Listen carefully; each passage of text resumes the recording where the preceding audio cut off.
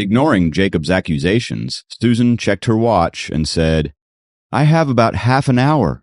Do you have any questions?" She started walking ahead, and Jacob hurriedly followed her and matched her speed. He thought for a second and asked, "Yes, a couple. I'd like to know how many inspectors are out there." Sam and his other two roommates continued to follow them. When they saw Jacob walking beside Susan, talking to her nonstop, they didn't know whether to be curious or jealous. "There isn't any fixed number of inspectors.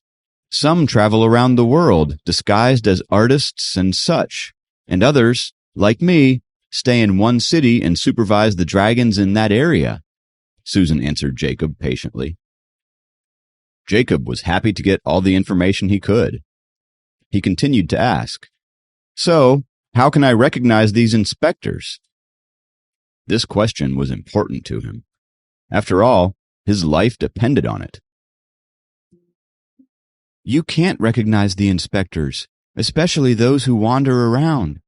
Even elders like Liam can't spot them. Only inspectors can sense each other's existence," Susan explained. "Inspectors are like secret agents that you can't avoid. Even the mighty Dragon Clan of Wisconsin has to be respectful towards them." No wonder Helen was cautious when she mentioned Susan, thought Jacob. He had a better understanding of the situation now. "This thing you gave me," Jacob held the necklace and asked, "will it last forever?" "The array formation on the necklace is designed to last exactly for 1 month. After that, unless I transfer more energy into it, it will automatically stop working," said Susan. No one would expect such elaborate explanations from Susan, not even her university students. She was always so cold and stern. No one dared to approach her. Jacob wasn't the only one who was surprised. The others, who were watching them, were also astonished to see Susan talk to a student. They could tell that Jacob and Susan had a relationship outside the university. "This was why I gave you the time limit of 1 month. If you reach the first level of cultivation in 1 month, your body will release pure dragon energy so the other inspectors won't easily detect you. Besides, if you get to that level, you will have some strength to defend yourself even if you meet a tough inspector," Susan explained. Looking at her, Jacob suddenly realized that she was, in fact, helping him. "Since you don't acknowledge my official status, why do you want to help me?" Jacob finally asked the question which was bugging him the most. Susan sighed a little and said, "Because I owe the Wisconsin clan a favor, and helping you is to return that favor," she answered. "What kind of favor?" Jacob continued to ask. Susan looked at him and thought for a while before answering. "I grew up in the Dragon Palace. Dracon and Helen have taken care of me." "Dragon Palace?" Jacob raised his voice in astonishment. He was stunned. "Does it really exist?" "Yes. It's hidden under the ocean, and I'm sure Dracon will take you there one day. Most of the elders of North Atlantic live in the Dragon Palace, guarding the place as they cultivate. Only a few of them are in the city, assisting Dracon," she answered. Strange feelings surged in Jacob's heart. It had never really registered in his mind that these people were, in fact, dragons, because they always seemed so normal. But knowing that the legend of the Dragon Palace was true suddenly made it all so real for him. To Sophie, the Dragon Palace must be like her home, right? I can't believe that I'm actually engaged to a dragon, he thought. "So, you grew up in the Dragon Palace?" Jacob took interest in Susan's story. "I am an orphan and was adopted by an elder of North Atlantic. That's why I spent my childhood in the Dragon Palace," Susan said lightly. As she spoke, her face was expressionless as always, not a trace of sadness. This brought Jacob to his next question, though he wasn't sure how to approach it. He didn't want to disrespect Susan now that he knew she was helping him. After a few moments of contemplation, he asked, gently, I've been wondering, how old are you? Susan turned around to look at him quietly. However, her ice-cold eyes could freeze Jacob into an ice sculpture. He had mentally accepted his fate of getting by her right in the middle of the university. 24. She stared at him for a few seconds before she told him her age. Jacob exhaled deeply. I thought you were a few 100 years old, he murmured, but then bit his tongue to stop himself. He only spoke his mind and didn't think things through. Susan had started cultivating at a very early age and was able to go from the first level to the highest in just 20 years. She was what Helen referred to as a heavenly level master. It showed how talented she was. Skilled cultivators like her were rare to find. Susan rolled her eyes at him. Jacob remembered his grandmother telling him that women were sometimes conscious about their age. He didn't know that would be the case with dragon women also.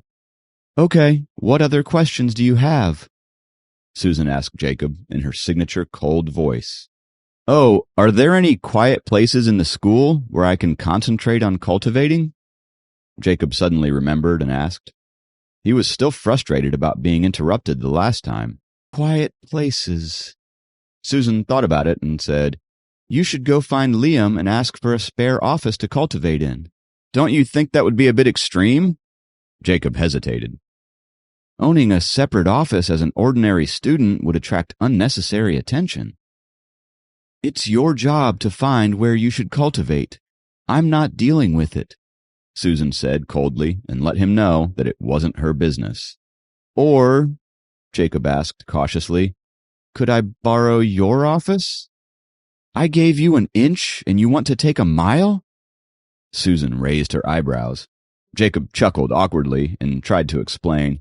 I just think it would be easier to ask for your help there in case I hit a snag. He realized that Susan was charming even though she was mad at him. It was bizarre that Susan, who had always been so calm, could get mad at him. He was trying very hard not to say anything that would trigger her and make her want to stop helping him. Susan pondered as she looked at Jacob. You are right. Dracon is busy with work, and Liam is swarmed with trivial things, so neither of them have the time to guide you. How about you see me in my office from 4 p.m. to 6 p.m., Monday to Friday, she suggested. But don't bother me at any other time, she added as an afterthought. Jacob was thrilled to get Susan's permission. His chances of survival among dragons had just increased. After all, she was the strongest person he had ever met, apart from Sophie's third uncle Kenneth, of course. This was why he tried his luck with Susan when she came to see him today. Though he had never expected her to actually agree. Susan had her own reasons for this decision. She never cared much about training someone else, but this clan had raised her, and she wanted to return their favor. On top of that, she found Jacob to be a hard-working guy, so she didn't mind giving him some instructions. I'm heading back if you don't have any more questions, she said lightly. Jacob looked up at the big clock hanging on the library building and realized it was already 4:30. That meant he had been talking to Susan for the past half an hour. Okay, I'll come to see you at 4 every weekday as long as I don't have class, Jacob said. Susan nodded and briskly walked to her office. Oh, wait a moment. Jacob suddenly remembered something and called out. Susan stopped and turned around. Having seen this, Sam almost wanted to run over and Jacob.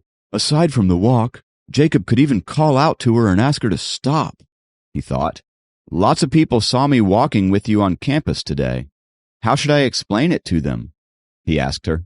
He then looked around at all the people glued to their places as if watching a movie. Just say that I'm your cousin, Susan said, without giving it a second thought. She then turned around and left swiftly. Jacob was relieved as he watched her leave. Having an answer approved by her was much easier than making up a lie himself. He was not good with making up excuses anyway.